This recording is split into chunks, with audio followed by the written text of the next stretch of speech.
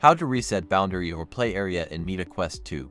Firstly, press the Oculus logo key on your right controller to pull up your universal menu. Now, click on Quick Settings in Universal menu. Then click on Settings. Click on Physical Space. Here, you can clear boundary history, or else you can directly create a new boundary by clicking on Create New Boundary. Now confirm the floor level if grids are lined up with the floor level. You can switch to stationary boundary if you want to sit and play at one place. Point your controller at the floor, then press and hold the trigger button to draw the play area.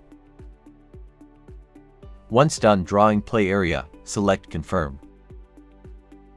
You have successfully reset boundary in your headset. Subscribe to our channel for more videos.